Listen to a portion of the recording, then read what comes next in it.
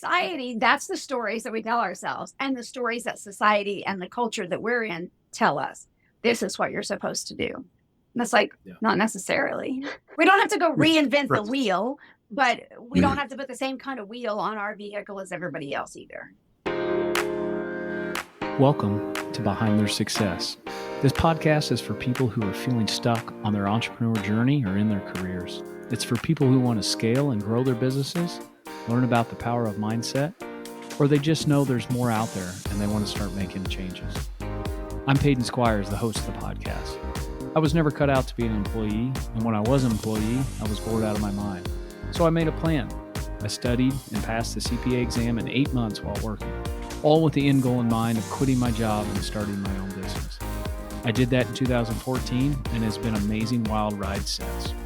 So now let's hear from other entrepreneurs and what mindsets, and probably more important, what actions they have taken that have created and led to their success. Hello, everybody. Welcome back to Behind Their Success podcast. I am Peyton Squires, the host, and today we have on Jaycie Cormack. She is a rebel storyteller and the host of the podcast Cartwheels and Banana Peels. On there, she interviews women entrepreneurs, helping them tell their entertaining stories that attract their dream clients. She has an extensive background in coaching and in the entrepreneur space.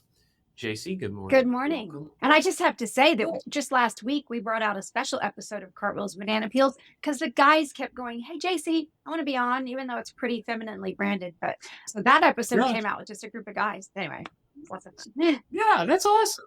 So Jaycie, tell us a little bit about yourself, what you're doing currently. Currently, I am a storytelling coach. I am absolutely a rebel, so that all comes into play right there. But I really focus on helping entrepreneurs, and men and women, that really truly have this fire in their belly and they want to make huge, massive changes. And so to do that, we need to be more visible, have momentum to get either our businesses or just that movement started. And that is what I do, is help them tell stories that make them stand out and be unforgettable.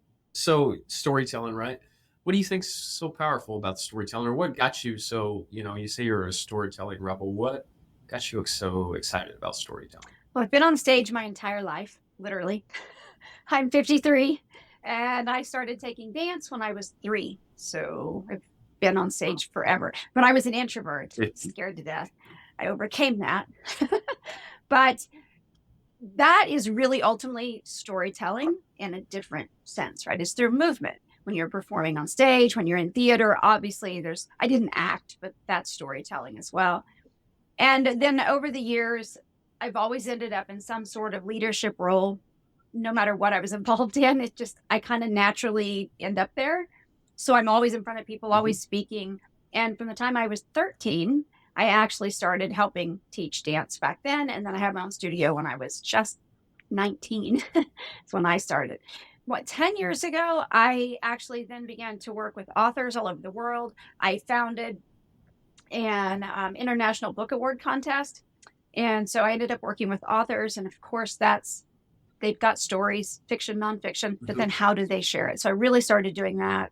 And eventually, one thing leads to another. And here I am working with people on their stories, from everything from their elevator pitch, which is really just a story, an itty bitty story, all the way up to their signature talks and weaving their stories in, but also the stories that we tell ourselves. And so we get into the personal development and personal growth with that, because those stories can really hold us back sometimes. Oh yeah, for sure. And even figuring out, doing the work or doing the lift to even figure out what the stories are you're telling yourself, or even where they came from. Exactly. Yeah, that's some interesting work, right? Yes. Oh my gosh, very much so. And the cool thing is, I'd say my journey the last year or so, or last couple of years, definitely storytelling and branding and the importance of all those things.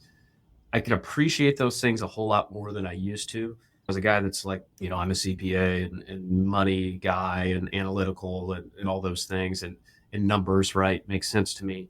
I didn't appreciate all the stories, or I guess how people communicate, right? I mean, people communicate through stories all throughout human history. Like even before the written word, right? Everything was told through stories. And humans are developed to remember Yes. stories. And that's why branding and storytelling and why that stuff is so important, even though maybe even consciously. Right, because our brain remembers things. It processes in story. So if we want to get off of the feel part, that emotional part of the storytelling, we get into the neuroscience of it, and our brains process everything in story, and that's how they remember. So especially when we can give people really paint the picture when we're sharing a story. That's why I like to, I don't care how deep of work you do, when you can find an entertaining way. Sometimes it's just the facial expressions or the way that you share it, the inflections and tones of your voice. But when you keep them interested and captivated, that is when they're going to feel good listening to you. They're going to get excited. The brain fires. It sends these feel-good hormones, right, and chemicals into our body. So then we remember those people. We want to get on board with them. Sometimes, after you've seen somebody and listened to somebody enough, the next thing you're like, I don't even know. I just want to work with that person. I'm not even sure what it is they do. But I know I want to partner with them or collaborate or work with them. I need to hire them, whatever. So stories are huge. Man, that's so true. And yeah. So give us a little more color to your background. Kind of, you said you started dance at 3. Just give us a little more color to your background. As I mentioned, now I have this big, vivacious personality. Because doesn't really know a stranger most of the time. But I was in first grade, and I was dancing then, but I wasn't really performing as much yet. But I was one of the little kiddos that had been selected for a classroom play. So just in the classroom, not on a big stage. But I'm a Gen Xer. So Gen Xers are going to probably recognize the 3 Billy Goats graph. And so we did this little play, and I had a paper bag mask over my head. I was one of the goats, right? And all I had to say was, let me pass. I couldn't. I completely froze, terrified, deer in the headlights. Tears started running down my cheeks. Nothing. Teachers trying to talk me through it. No, I never could say those 3 words. And all my classmates are just staring at me. So I was mortified. But a year later is when I really started being on stage consistently. I didn't have to speak on stage yet, right? Because I was dancing. It was different. But eventually I was speaking on stage, was a cheerleader in high school. The rest is history. I've taught and trained and coached since I was a teenager. And it just led from one thing to another. I ended up starting my dance studio, technically, in the side yard of my parents' home, my childhood home. I was 18 as a baby. So by the next year, I had actually opened my physical dance studio and was very successful with it, and of course sold it a number of years later. But I began to really see how putting those stories and getting on stage for not just myself, but all the students over the years, not just the dance studio, but what it did to build the confidence in those people. And you can get in your zone in that space, and you can become a stronger leader. I've had students from that even way back when that said, hey, I made it through boot camp in the military because of what I learned from you in dance. I'm like, what? And this came from not just a couple of ladies, but one of the guys. And I was blown away because I wouldn't have expected that. So it just really helps us be stronger in so many more ways. And when we're becoming an entrepreneur, when we have to be on stage, we have to learn how to pivot when things go wrong. We have to be. So we have this whole different skill set and quick, fast problem solving. And we develop that. And if we're good at being in front of people with practice, we become good at it because we're watching our audience and paying attention to whether or not we're keeping them interested. When we're not, we need to shift gears. Yeah, you made a couple good points there. It's definitely you got to keep the audience engaged. And this guy, like, for a living, I meet with people, right? And we're talking about money and finance and all that stuff. And I used to be terrible at it. I started my business 10 plus years ago, and I wasn't terrible, but like I wasn't even half as good as I am now. But the reason I got so good was not because I'm like naturally talented and stuff. It's because I've done it literally thousands of times.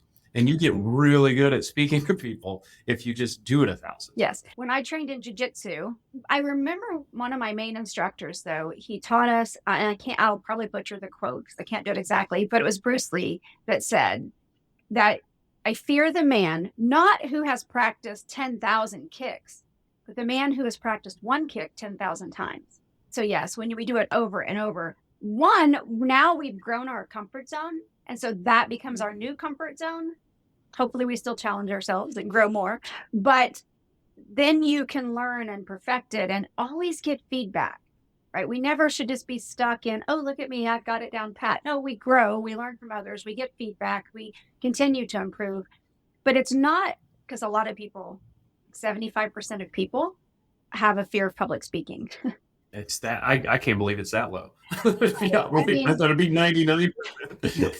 maybe it is higher in some way, but, and of course, not everybody is paralyzed with fear like I was as a little girl, but some people are, right? So it just takes practice, and we do it over and over. It becomes more comfortable. So when we find our comfort zone, or we build it at some point, yeah, it just becomes easier. You can be more natural and then build those other skill sets. So if you're in sales, or if you're in coaching, or whatever you happen to be in, leadership of some sort, you can build your skill set easier the more comfortable you become. Yeah. And I think getting out of your comfort zone, growing that, I think it's really key. Once you've done that one time in one space, like of your life, like one area of your life, like for one really tangible one for me was in the gym. The gym is such a great training ground for that, because it's so tangible. And you realize that if I just show up and commit to this over and over again, you get really good at it. And then people are like, oh my God, right? But the thing is, it teaches you, once you've done that once and you had that experience maybe in the gym, you're like I can change. Everything is just a skill that I can learn, right? Everything's a skill. Yeah, absolutely. That's why, as I mentioned, jiu-jitsu. Now, mind you, with me having a gymnastic and dance background, martial arts wasn't as much as a leap as it might be for some people. No pun intended. But anyway, but I had gone through a really ugly divorce a number of years ago, and I was in a new city, didn't have anybody but my then 10-year-old son at home. And so I didn't know anybody yet. I'd only been there a couple of months when this all came down. And so I decided, hey, I've wanted to do martial arts for a long time. I'm going to go train. And that's what I did. I started off with kickboxing, and it was fitness kickboxing. So there were a lot of ladies. But then I was like, afterwards, what are you guys doing? And I started asking the guys that were coming in, and I'm like, I want to do that. And so a couple of months later, I did, and I started training in jiu-jitsu. And anybody that knows anything about Brazilian jiu-jitsu, it's really hard. It's a chess game forever. And it's not like karate or some of the other things that within 2 or 3 years, you can potentially earn a black belt. That takes 10 to 15 years to earn one. So I only trained for a couple of years because life, but so I'm still a white belt for anyone that asks out in the world. I was just shy of testing for my blue belt, but life happens. And sometimes you got to make priorities. Yeah, life, because it took a lot of training. But that took me so far out of my comfort zone. And having come out of an ugly relationship where I didn't trust guys, I put myself in a position where I was learning from guys, and I built amazing lifelong friendships. And so it's just this amazing experience that, and there were women that trained too, but just an amazing experience, because it taught me so much. It became really therapy even. And that's for me a spiritual practice of just going in and getting in the zone. And it gave me the confidence and the trust in myself again. And so then it feeds in to everything else that we do. And now you got evidence, right? Like you go and do something like that. Now you have evidence that you can point to that, hey, I went and did something hard, and I did it, and I got better at it. And yes, life happens. And obviously we got to prioritize it. I want to be good at golf, but I'm not willing to put the time. Yeah. And so I don't get mad at myself because I'm not good at golf, right? You prioritize different things. But the important thing to take away from it is the confidence, right? So the confidence that you get from knowing that you can just push through things because you have the evidence. When we bump up against something new that's difficult, whether it's business-wise or personally, you can go back and go, okay, remember the things that my instructors or some of the guys I trained with, those things like, Jaycie, you're a beast. You have a heart of a black belt. All these things that they talked me through some things. And just knowing that I did accomplish those things and I wasn't afraid, frustrated at times, but I wasn't scared to go do it. I just did it. And so what if you fail sometimes? All right, pick yourself up. It's not the end of the world, because I've had great, amazing success in business over the years, but I've also had major financial catastrophe and lost a business of the partner that I divorced from years ago. Prior to that, we had completely lost. It was right after the recession of '08. So by 2010, we had a bowling center and a bar. We could no longer keep that afloat. It just wasn't going to happen. I had taken a job and was supporting the family on a personal level so that we could make it, but we couldn't. The business had to go eventually, and the houses and the cars, all that stuff went. So I've had the big stuff, right? It happens. And then sometimes the rug just gets yanked out from underneath of you, and you just have to put your big girl pants on, or guys, whatever. Or I, as a single mom, figure this out and go forward, right? That's just what we need to do. In some ways, in a lot of ways, those experiences are obviously great for you, right? They grow you, you're stronger. And in many ways, you said you had the house and the success and whatever, right? At least for some time period there. But then let's take it away. And then you realize you didn't need any of that stuff, right? It's cool and it's nice to have, and everybody likes nice things. But stress actually adds stress. Yeah. So, Yeah. There's a lot. My wife and I have a lot of conversations about that, especially currently. And we got young kids, and a lot going on, and we've had some success. But like, kind of the longing for just some more simple things, right? We do all these things, we run around, we chase success and maybe money and different things, but like, what for? Like, you really, like, you need to understand why. What's the purpose behind it? So I've done the nomadic lifestyle a couple of times by choice. And I only settled back down here on the border of Arizona because my now 17-year-old, I'm almost empty nester, but I settled down because the younger one was like, I'm sick of traveling. I don't want to do it. But I said, all right, let's get a little house, smaller house than I've ever had, smaller than an apartment I've had. So it's not a tiny house, but it might as well be. And that's what we agreed to do because I don't need the big stuff right now. I'm growing the storytelling piece and cartwheels and banana peels. I don't need to have the big house. I would rather travel and go do other things and go do some of the fun things that I do that in the past have even been the hustle that supported me. But it's go do so, because let's just be straight up. When we're talking to entrepreneurs, especially in an online space or wherever, people have a tendency to think that we have to put only our best foot forward. Oh, look at my success. Like I'm great. I got it. But we don't share when someone's in a newer space in their business or a transition or something, or just having a weird time where sometimes you need to do a little something else. Plus, side note, if you talk to millionaires or above, they don't just put all their eggs in one basket anyway. They do numerous things. But years ago, after I dissolved the company directly working with authors because of that divorce, was my income. I'm like, what am I going to do now? So I actually started doing Instacart. And anybody in the U.S., most people know what it is. It's a grocery delivery service. It sounds so... And a lot of people that do it don't have a lot. This is true. But there's quite a few of us that have the big fancy smanchy degrees that even do it. And I still do it. I did it this week. I like doing it because it's truly going and helping other people. And for me, I don't have to go to the gym when you're slinging cases of beer and big 40 packs of water and with carts through the store or whatever. We can go do other things that bring us joy and support us as we're even in the midst of our success elsewhere, because it's not about being so driven that we only focus on that tunnel vision, that one thing. It's a different perspective because there would be others that say you got to focus on that one thing and that's all you do. And I don't agree with that because that doesn't fulfill my life. So there's the rebel coming out. I'm like, nah, we do it our own way. And that's the truth, right? We're also vastly different. I don't like to tell anybody what they should or need to do. I hate that word, but people would probably be happier if they just sit down, think about what they want and start putting that in prioritized order. And biggest thing, stop caring what anybody thinks about it. Yeah, it's true. Because society, that's the stories that we tell ourselves and the stories that society and the culture that we're in tell us. This is what you're supposed to do. And that's like, not necessarily. We don't have to go reinvent the wheel, but we don't have to put the same kind of wheel on our vehicle as everybody else either. Are you looking for a new tax experience? Looking for an advisor that actually brings you high-level ideas and proactively plans so you aren't overpaying your taxes? Or how about one that even just responds and communicates in a timely fashion? If any of that resonates with you, you probably just have a tax preparer and not a tax planner. And it is through the tax planning process where all the value is found. I'm Peyton Squires. I'm a CPA and owner of WR Tax Planners. We work alongside entrepreneurs and high-income earners, helping them pay the least amount of income taxes, both legally and ethically.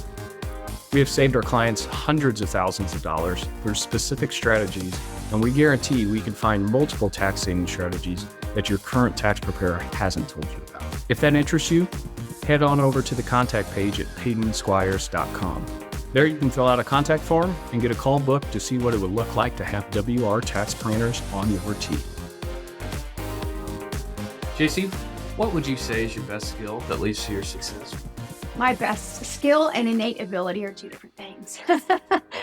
The first thing that pops into my head is because I am ADHD, I have learned how to use it to my advantage or to my client's advantage, because my brain will fire so freaking fast that the creative ideas that come to me when I'm just listening to a client that I'm working with, they can't see the forest for the trees.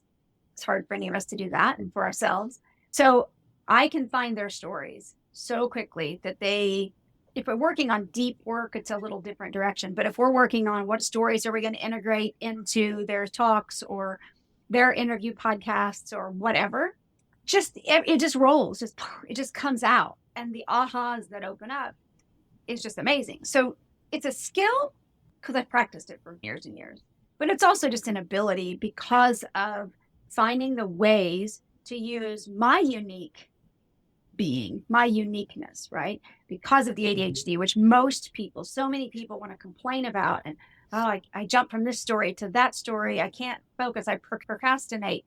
Yeah, sure. Those things are there. But when we learn how to use them, that's a huge skill set. Listening to other people as much as a talker as I am. You have to be able to listen to the person that you're talking to or working with as well. That took skill and practice just because I have such a big personality and I like to perform, but I also know that for me to help people, it's not just for me. It's not just about being on stage and training or talking or inspiring. It's about working with people and finding out what it is they need. And then me saying, okay, let me open this door. What does this look like for you over here? Yeah, that's interesting. You talked about with your ADHD, you have some innate ability there, right? And that's true, right? We all have some innate abilities that we're all designed a little different. Some people are more outgoing and not. And that's like literally genetically in us, right? But, and it's important to find those things, right? Because it's important to find those areas that you're innately skilled at, right? I'm pretty good at talking to people, but it's finding those areas you're innately good at and then piling on, let's do it over and over again. Finding the areas that you get like almost like an outsized return compared to other. If you have the skill set of talking to people and then also do it a million times, like you're going to get this massive return, right? And as opposed to the person that may not have that innate skill set, they can still get better and they should and still should develop that, but they're not going to get the outsized returns maybe that person with your innate ability. We need to be able to find those things about ourselves that feel easy. They're easy for us. And if it's something that we're passionate about, if it's something that we can truly love and enjoy doing, then we need to put more energy into that. We need to bring that forward because just because it's really easy for us does not mean it's easy for other people. Everybody needs to figure out what it is that works for you and grow that skill set. Yeah, absolutely. And it's a matter of getting as self-aware as possible, right? Like really diving into yourself, understanding what you're good at, what you're not. Most people have done very little work in that area. And then double down on your skills, right? Double down on your areas, right? Ours might be speaking to people. It's okay. We'll double down on that and get better at it. Somebody else's might be, some other skill, right? And it's just spending the time to develop that and understanding what's going to give me outsized returns because I'm naturally good at this. Obviously, I got to develop it, but what's going to give me outsized returns? When I think too that listening to what people say about you, that what do people come to you for?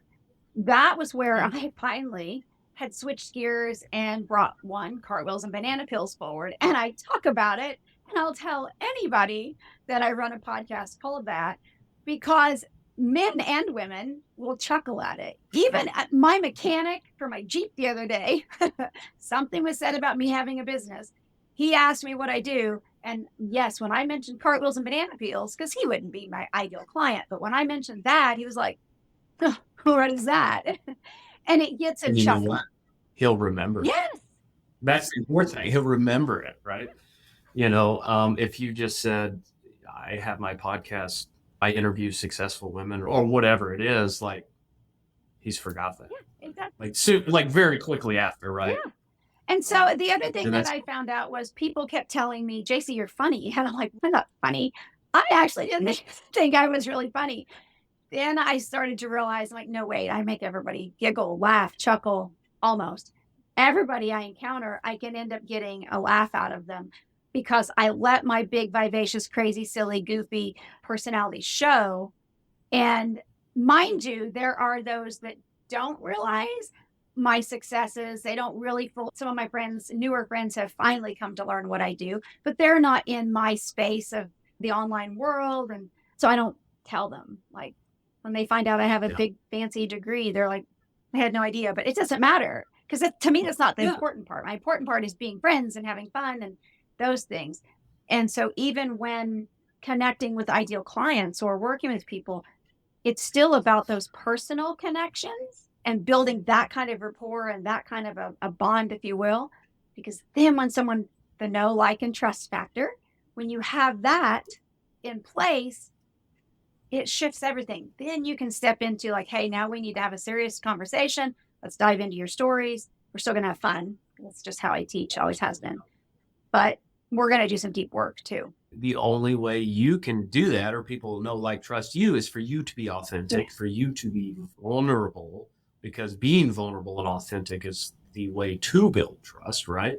It's like you hand something to somebody, you're being vulnerable. Like, here's something about me that you could probably hurt me with. Right? Yeah. And that's being vulnerable. But by doing that, you're taking a risk. But that is literally what builds trust between two people. Absolutely. Is being vulnerable to each other. And if you can get that and understand that, you can communicate and work with people, build rapport, build trust in a quick manner. Yes, very much so. And so when I bring the laughter piece forward and I teach people to share a story that is entertaining or find the way to make it even more entertaining, because when people can chuckle or laugh, again, I go back to it's neuroscience, it's chemistry, but brain chemistry. It releases the feel-good hormones, oxytocin, dopamine, endorphins. Then you want more of that. So you want to be around that person. You will trust them more because that laughter has built a bond from the get-go. And it breaks down barriers just very quickly. And that's in personal relationships too. I do compare it to that. Think about it. Of course, I am single, but think about it. When you're meeting someone new, if you feel good around them, you laugh, you have fun with them, you want to spend more time with them. So it works in business. It's the same thing. We want to collaborate with or hire someone or our own clients. We want to have fun when we're working with them, actually. We want to enjoy it. May not be funny all the time, but we need to enjoy what we're doing to really want to stick with it. It's all human storytelling and relationships, right? So Jaycie, what is one piece of advice you would give 18-year-old Jaycie standing in front of you right now? What would you tell her? Honestly, I think I probably would have stayed in the same industry I was in. Now, that's not for everybody, but I see how there's such an impact for people to be on stage. So I still get to put people on stage. But had I stayed in that industry, instead of switching gears at some point, I could have just grown it, expanded it in a different way. Again, I'm a Gen Xer, so the internet was just a thing and coming out for the public in the 90s. So I'd already been in business a few years, but as it grew, then I could have done something different and just had a different level of success and not be 53 and starting a it's not brand new, but it feels brand new business. So I guess the advice would be is like, hang on, how can you pivot without jumping ship? That way you still utilize the skills that you have already built a foundation with. And sometimes you need to jump ship, but is there a way to pivot without jumping ship? Yeah, that's good. And it's right. Like the only way to build something really big is to just, the people that are really successful, built huge businesses, are the ones, they've been doing it for 20, 25 plus years in one industry doing one thing. Yeah. And they got really, really good at it. People always think it's like, oh, there's these secrets of the rich and successful or whatever. It's like, no, their secret is they just do all the basics and they're better than everybody at the basics. At the because they're basics. doing this. Yeah. And I want to point out, it doesn't even mean that they're the best at whatever it is their actual business is, but they're really good at business. That's important to take to heart too. Yeah, that's good stuff, Jaycie. So Jaycie, what's the best way people can connect with you? You know, they like your story, like what they hear from you. What's the best way they can get in touch with you or follow you or in any way connect with you? Well, if you go to cartwheelsandbananapeels.com, that's probably the easiest way to find me. That's, of course, on YouTube. You can search it, but everything's under Storytelling Rebel. My name's Jaycie Cormack. So there's no other Jaycie Cormack. Apparently, I'm the only one in the world. It's not hard to find me. You can type it in if you spell it right, and you'll find me on Facebook and so forth. And so, yeah, LinkedIn, Facebook, you can send me a DM, all those types of things, of course. But Cartwheels and Banana Peels, you can just hop in there and watch some of the episodes even, or be a guest and things like that. So obviously, if you want to work with me, just reach out to me. I am doing one-on-one coaching, which I really hadn't done for a while, but something has called me this year to be doing that because it's so personalized to really work with the stories. And so right now I am doing one-on-one coaching before I go back to just only doing groups again. But that's awesome, Jaycie. Any parting advice or words for the guests? Just remember that your stories that you have in daily life, the stuff that you can't wait to go home and tell your wife or your partner, whoever, or especially us women, we can't tell some of our best friends. Those stories are very often the ones that you should pull. I call them back pocket stories that you pull out of your back pocket and share with a colleague or a potential client, because it will break the ice. It shows your personality. When it's something that you have had a chuckle or a shocking moment over, your people will feel the same way or similarly to you. If they're not your people, cool. You just repelled them. You don't want them as a client anyway. That's awesome. Yeah. And 100% agree, right? Being your authentic self, telling your stories, being open as possible. And then, yeah, it'll be amazing. Like you'll like all your clients, right? Yeah. You'll attract the clients that want to work with you. Yeah. Because that will create more success because your clients are going to be more successful. Yeah. And you will be wildly because you'll be happier too. Yeah. Jaycie, thank you for coming on the show. Listeners, we will catch you next time. Thank you. Thank you so much for listening to the podcast. If you found it valuable, please rate, review, and share it. That is the best way to help us build this and reach more people, as we're trying to accomplish our goal of help creating more healthy, wealthy, and wise entrepreneurs. You can follow us on social media by searching for me, Peyton Squires, or going to PeytonSquires.com. On the website and social media, we're always sharing tips of personal growth, and there we can actually interact. I'm looking forward to it. Thanks, guys.